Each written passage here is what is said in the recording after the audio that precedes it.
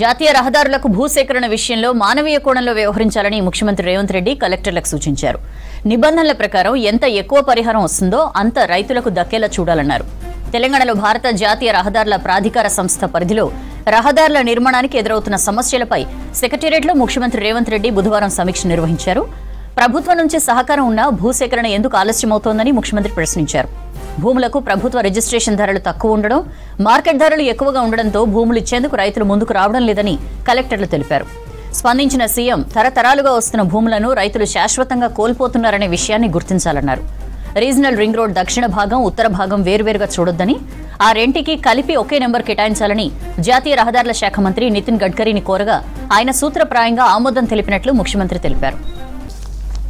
రాష్ట్ర ప్రభుత్వం, కేంద్ర ప్రభుత్వం, ఎన్హెచ్ఏఐ మధ్య త్రైపాక్షిక ఒప్పందం కుదుర్చుకోవాల్సి ఉంటుందని అధికారులు చెప్పారు. వెంటనే దాన్ని పూర్తి చేయాలని ముఖ్యమంత్రి రేవంత్ రెడ్డి ఆదేశించారు. RRR ఉత్తర భాగంలో భూసేకరణలో ఉన్న ఆటంకాలపై ముఖ్యమంత్రి రేవంత్ రెడ్డి ప్రశ్నించారు. అలైన్మెంట్ విషయంలో పొరపడి కొందరు రైతులు కోర్టును ఆశ్రయించారని, దాంతో హైకోర్టు స్టే ఇచ్చిందని యాదాద్రి భువనగిరి కలెక్టర్ తెలిపారు.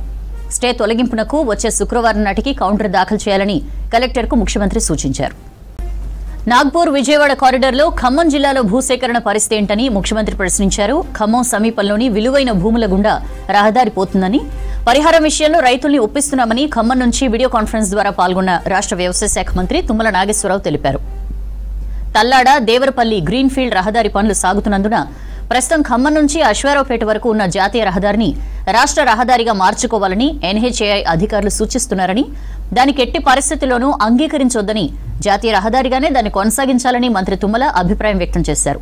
నాగ్పూర్ విజయవాడ కారిడార్లో భాగంగా నిర్మిస్తున్న రహదారిలో పెద్ద గ్రామాలున్న చోట సర్వీస్ రోడ్లు నిర్మించాలని, రైతులు పొలాలకు వెళ్లేందుకు వీలుగా అవసరమైన చోట్ల అండర్ పాస్లు నిర్మించాలని ఎన్హెచ్ఏఐ అధికారులను కోరారు deputy CM Bhatti Vikramarka. Armur, Jagtial, Mancherial, Vijayawada, Nagpur corridor రహదారులకు సంబంధించి అటవీశాఖ భూముల బదలాయింపు సమస్య సమీక్షలో ముఖ్యమంత్రి రేవంత్ రెడ్డి దృష్టికొచ్చింది. స్పందించిన సీఎం అటవీ భూములకు ప్రత్యామ్నాయంగా ప్రభుత్వ భూములు కేటాయించాలని నిజామాబాద్, మంచిర్యాల, మహబూబాబాద్ జిల్లాల కలెక్టర్లకు సూచించారు. ఈ విషయంలో రెవెన్యూ, అటవీశాఖ అధికారులు సమన్వయం చేసుకోవాలని సూచించారు.